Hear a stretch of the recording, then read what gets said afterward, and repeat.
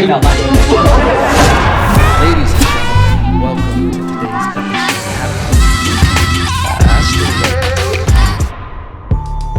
Yeah. Ladies and gentlemen, here we are again, coming through with that Kanye shit. Yeah, what if I put a little more pitch on it? Is that better? Or should I go deeper? Everybody knowing that I got the guns? Oh.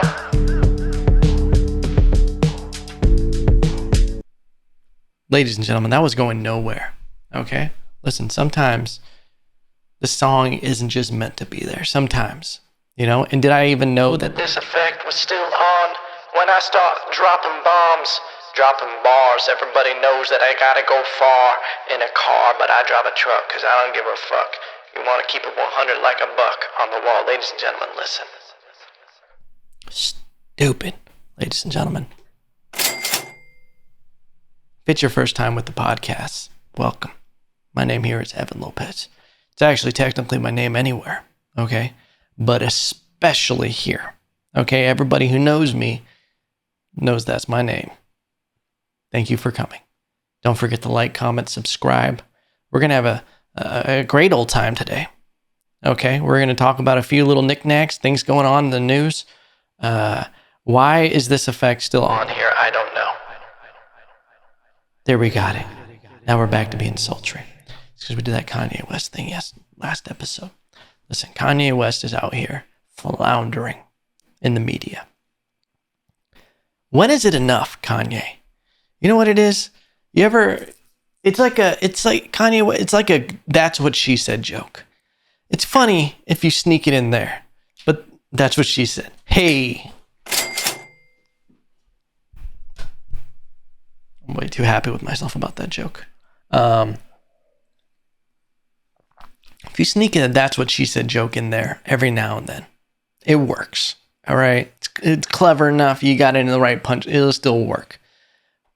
But if you just say, yeah, it seems pretty hard. That's what she said. Or if you're just like, yeah, the weather's kind of hot. That's what she said. You can only push the that's what she said joke so far. That's what she said. See? It starts watering it down every time that you do it. And there's a certain point, there's a line that is crossed with Kanye West where it's like, God damn it, Kanye, is it all for marketing? Or are you just actually out here floundering? Or have you become a victim to your ego?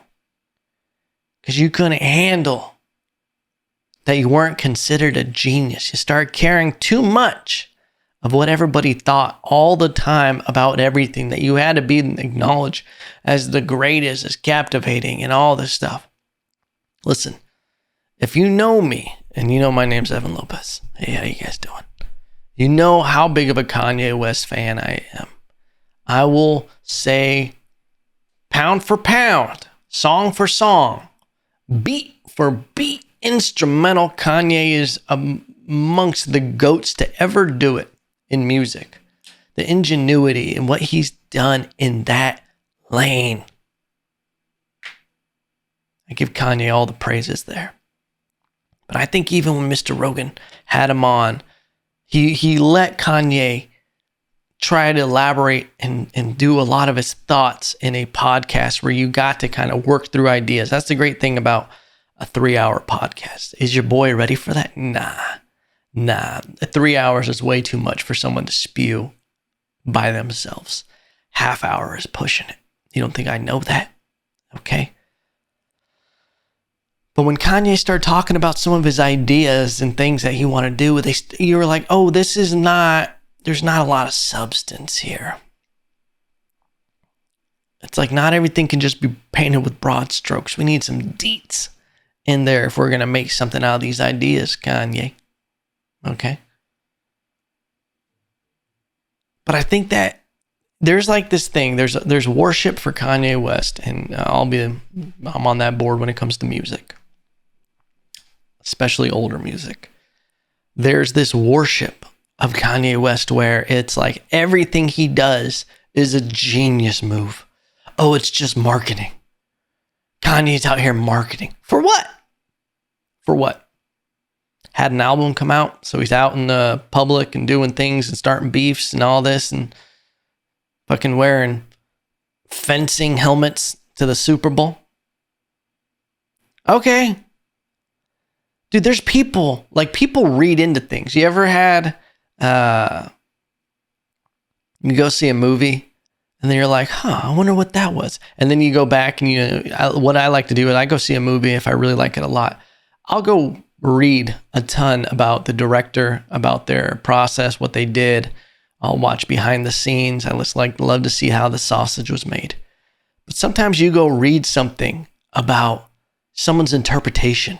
Take like the movie Alien. They're like, when the alien popped out of the belly, that was representation of society.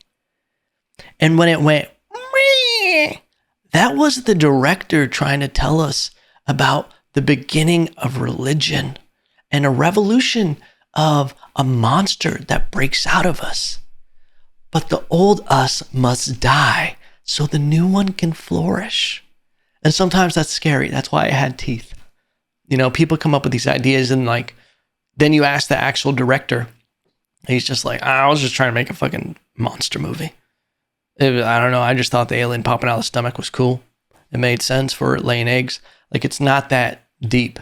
Like, sometimes we reach for these like prolific things.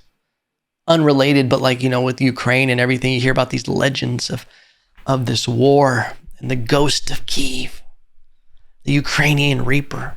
You want to hear all these stories about the president in the trenches and all stuff because it feels good. It's like, yeah, that's what it was. It's like that confirmation of feels good, you know?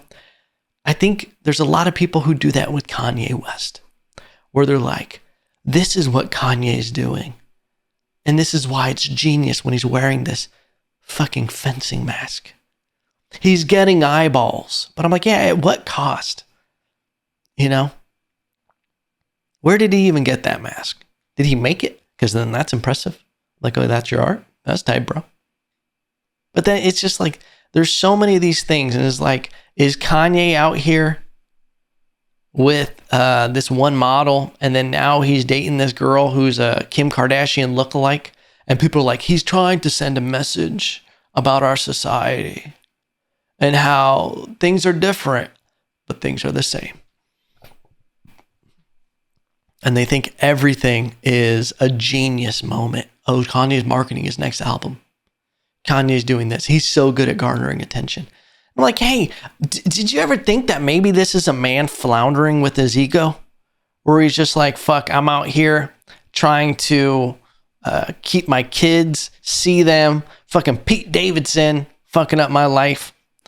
And he's just floundering. He just doesn't know what to do and he's not getting his way. So he's like, harassing Miss Kardashian. I heard she's single again, so I'm back in the game. Just kidding, ladies and gentlemen. I don't need that can of worms. Okay, have me fucking out here wearing dresses and shaving half my head. Remember that? That was a telltale sign. Britney Spears shaved her head. Back then, think about how crazy that was for that time. That Britney Spears. Like, they up and went, what'd that bitch do? She shaved her fucking head? Someone get her fucking kids away from her now. They were just like, no, we can't have that. Oh, you shaved off your locks? Nah, you shouldn't be a parent. Hey, how about this one? If you give your kids Funyuns, probably shouldn't have kids. You know, should take them away. Oh, Funyuns. Did Funyuns actually taste good? Because I remember eating them once and I was like, I don't know if this is good. Funyuns. They're onions, but they're fun. There's nothing fun about it. Funyuns taste like burps, if I'm being honest with you. Like a gross burp from someone else. Not your own burp, because everybody likes their own brand. Huh? What? Who said that? But like a Funyun. You know what I never want to do? Have a conversation with someone who just ate Funyuns.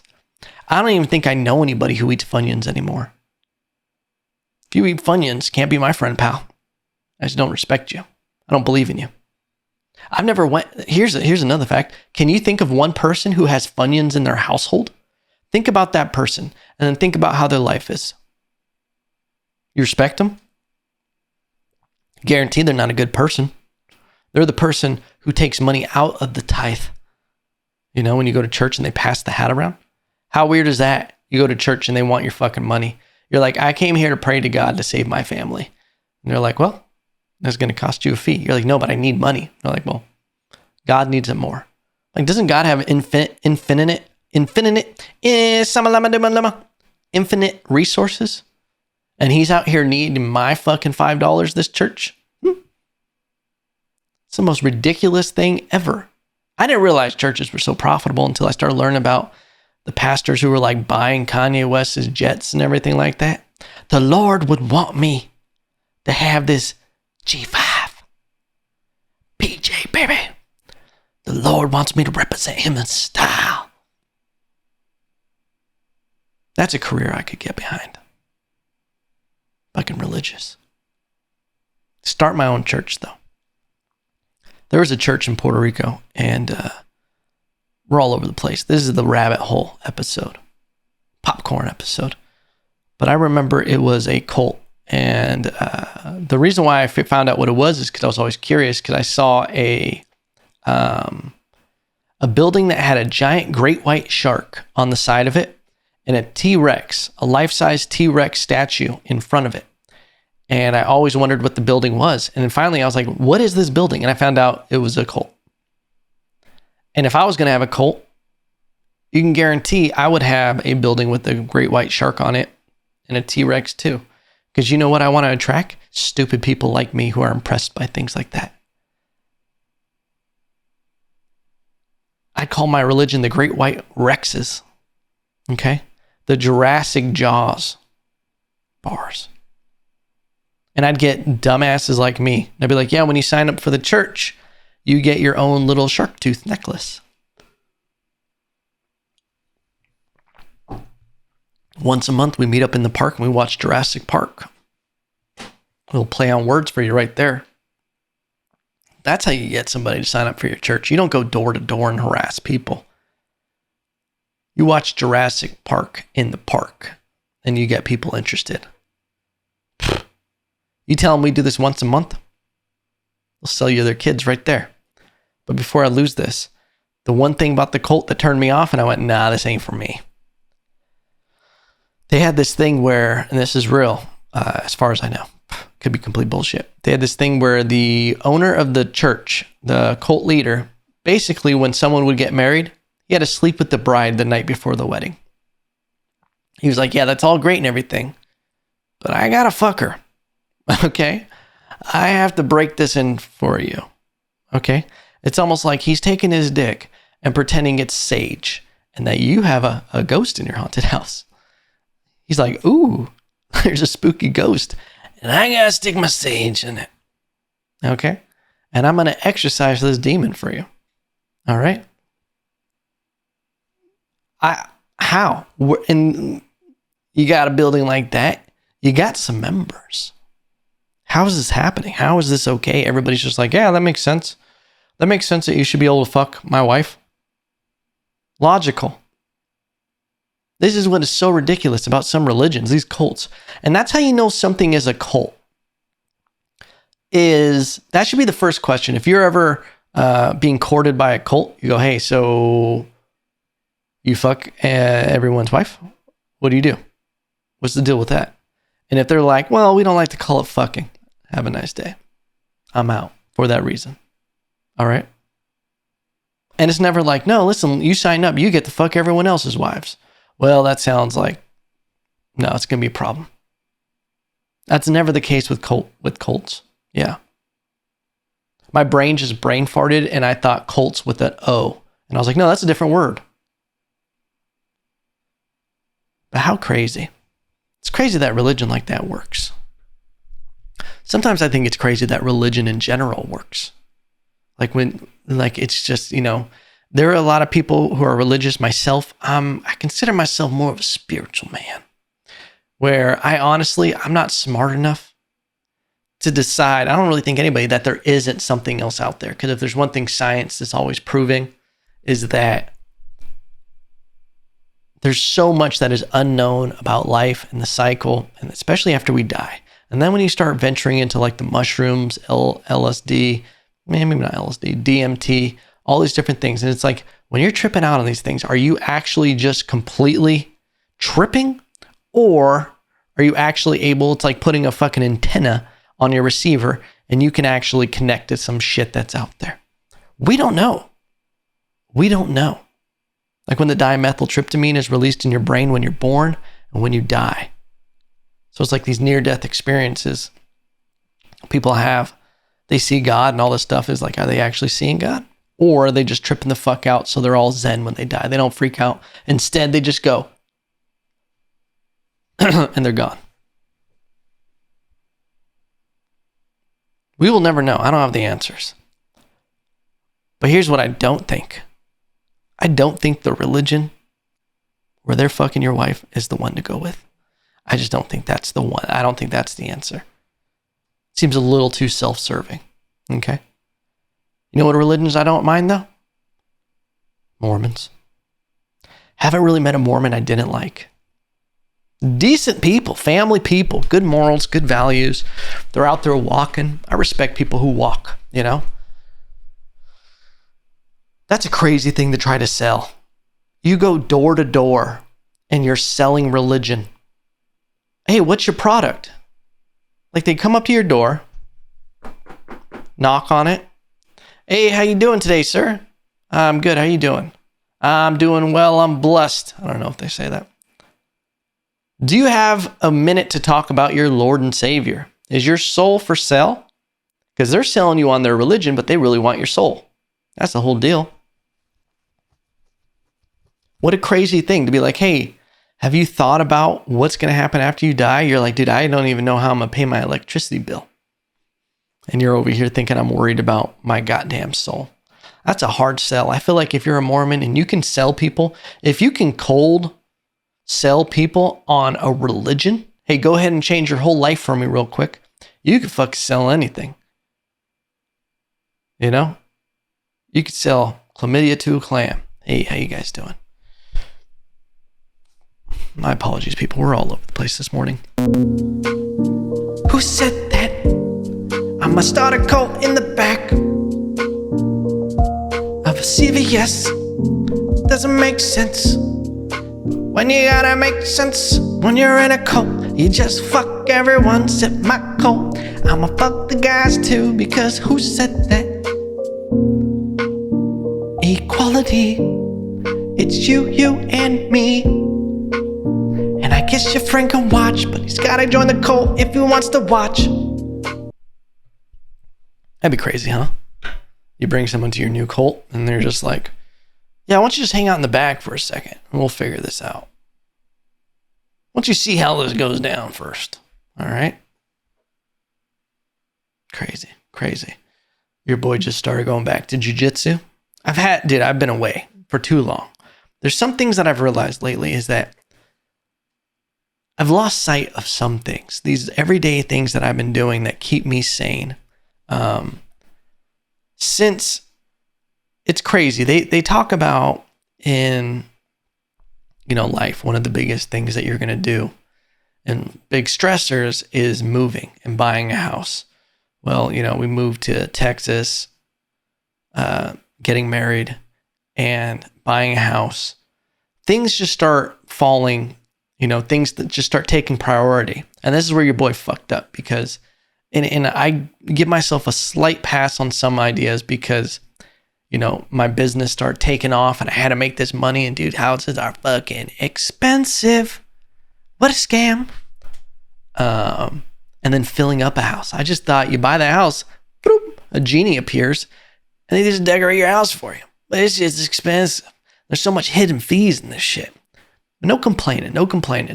Hashtag home ownership. Okay. It's been glorious. But I started getting away from things. And, when you're buying a house, they're just like, you don't spend any extra money. Don't do this. You got to do this. And they won't tell you what the number is. They just kept telling me, don't spend any money. So I'm like, okay, well, this jiu-jitsu Gym membership, well, that's like 100 and something, 80 a month. Got to cut that down. Oh, I got to cut this back. Oh, now I'm not going to use as much gas, so I have to be savvy with where I go during this time.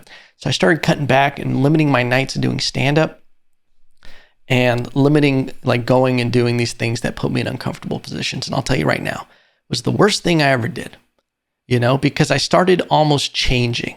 And you ever heard that bit? It's one of my favorite bits by Cat Williams. He talks about the tiger that's in the zoo and how, he roars and no one's afraid of him and how he just doesn't hunt for food. And then there's an existential crisis where the tiger's just like, am I really a tiger?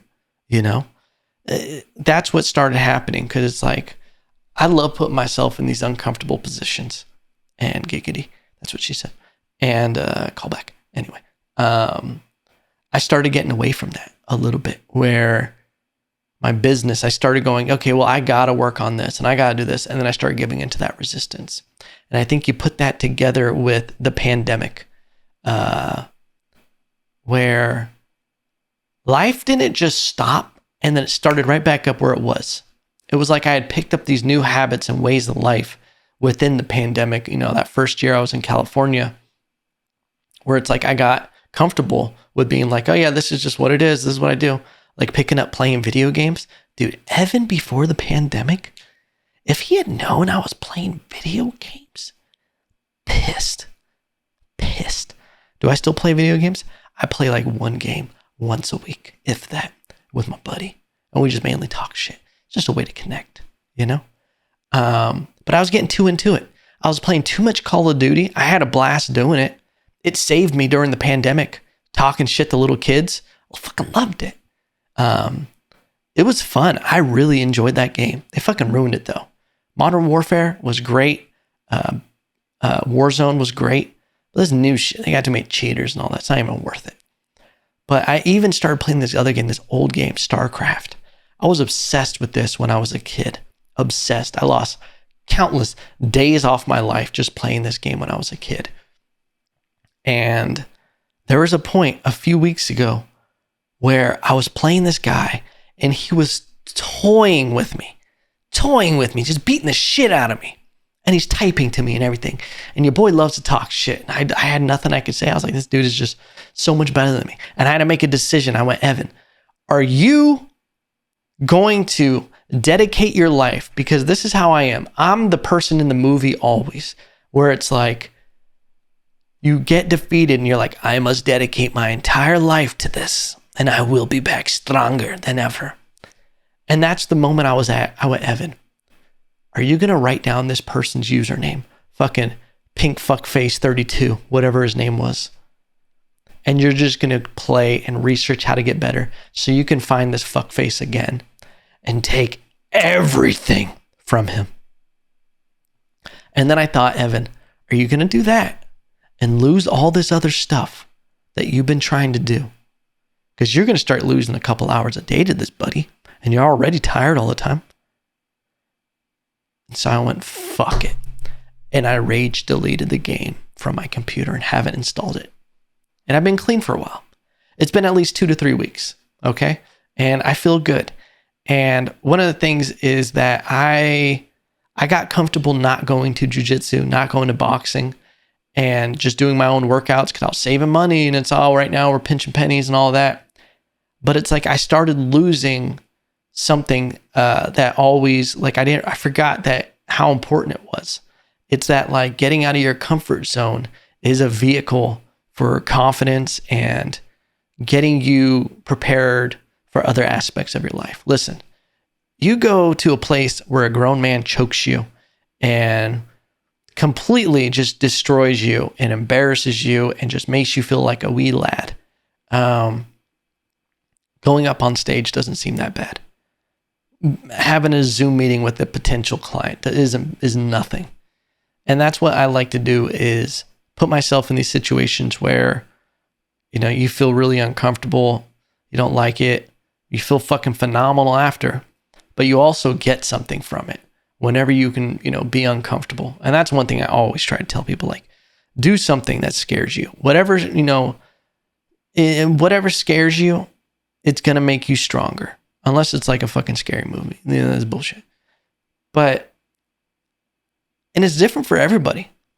Like, some people, public speaking and everything is the worst thing they could ever do. And it's usually like that, just breaking the seal. You just got to start doing it. And after that first time, it gets less and less and less. But here's also the other thing. The farther away you get from doing the things that are uncomfortable, the harder it is to start back up.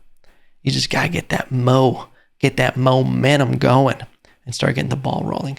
And that's what I feel going back to jiu-jitsu, making sure that I'm doing stand-up, 4 or 5 times a week. Has been good. Your boy's back to getting after it. I just got too distracted. Life got a little too confusing and busy for a little while. And now your boy is back after it. So rejoice. Rejoice. Something that crazy that happened. It's so sad. It's terrible. If you're a fan of the UFC, maybe you've seen this.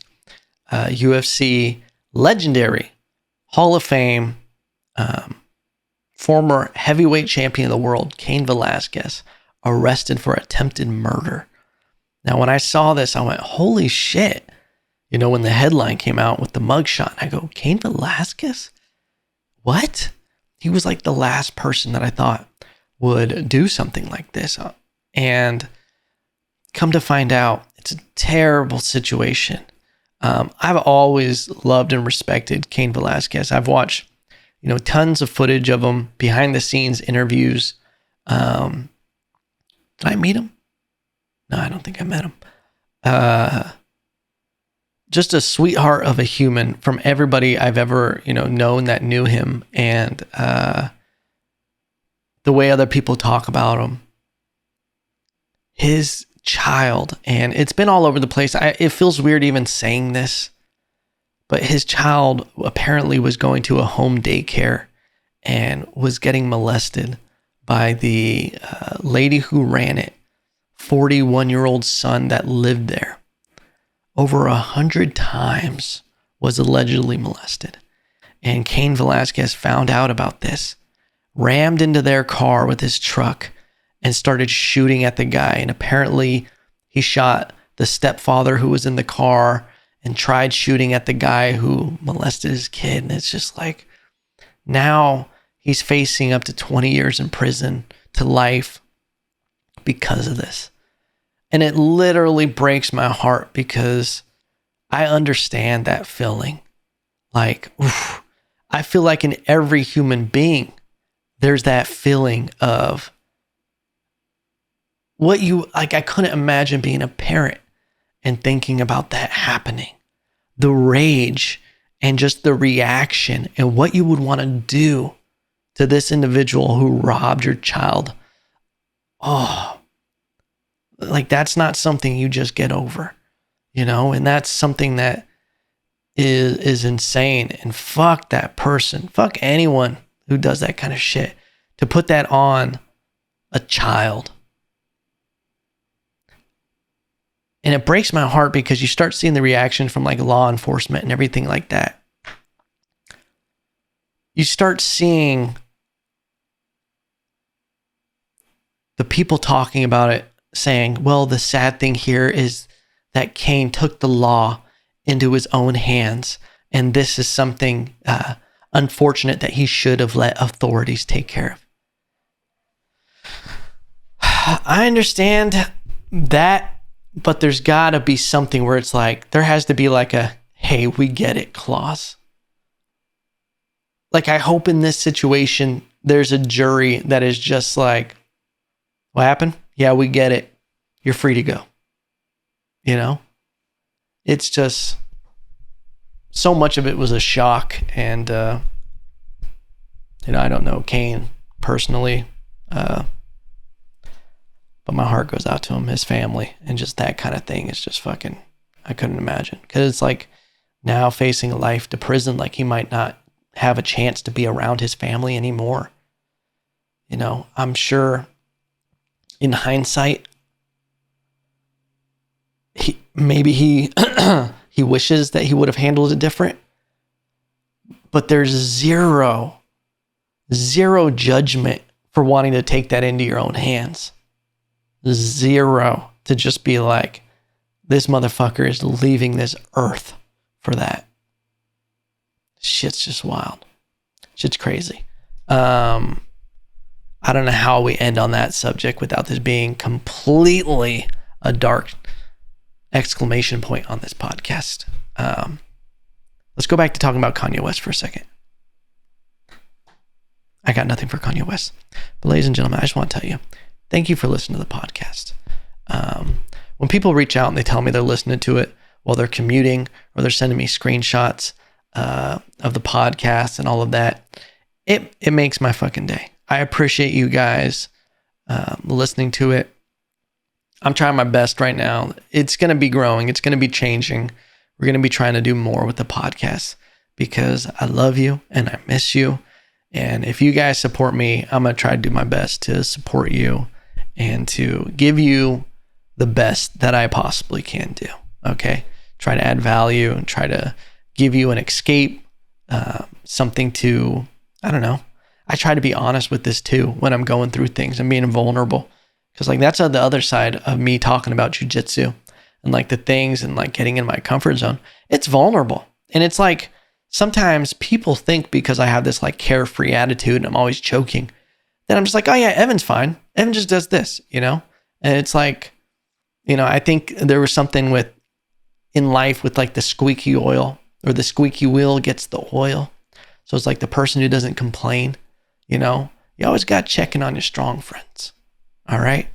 And not saying that I need someone checking on me, but I tried to be vulnerable and honest in these podcasts to like, I don't know, maybe someone can relate to that feeling of being stuck and feeling like they're getting too comfortable and they need to press the reset bunny. Press the reset bunny this week. All right. Just give it a little giggly glue and it's a little poof ball. All right. And that's how you'll change your life. But in reality, my biggest tip, if someone was feeling stuck and they're not feeling satisfied and they're feeling like they're not getting closer to their goals and they just one day wake up and they're just like, fuck, I'm not really pursuing what I want to pursue. Write down a certain amount of number of days that you want to do that thing and check it off. Just go, okay, I want to do this 3 days a week. If you've been wanting to work out and you're not getting back to it and you have a hobby or a business you want to start working on, just go, I'm going to work out 3 days a week. I have to do that. Now I need to schedule in where those days are. Obviously easy, Monday, Wednesday, Friday. Tuesday, Thursday, Saturday. Just write it down, put it in your schedule on your phone and know those days are that. Then the other days you go, all right, I'm going to give an hour of dedication on Tuesday and Thursdays to working on my business and just start figuring it out. I don't know where to start, but I'm going to set an hour on a timer and start doing research. And I'm just going to actually start putting in, dedicated time to it. And that's how shit moves. And that's how I make progress with a lot of stuff I do is I just sit down and I start working on it. And that's the biggest thing. Sometimes when I'm writing, I set a timer for 30 minutes and I start writing. And boom, I get a little nugget, a little tagline that opens up a bit, gets me excited about it. And then I'm like, ugh, I would have never got it unless I sat down and started just working, So I hope that helps, ladies and gentlemen. Hope you got something out of this episode. And remember, like on YouTube, helps the podcast. Subscribe if you're not a subscriber. Tell a friend. Download the episodes, review it on iTunes. It helps as well. Spotify, I think, too. You can review. And remember, no matter what, I still love you.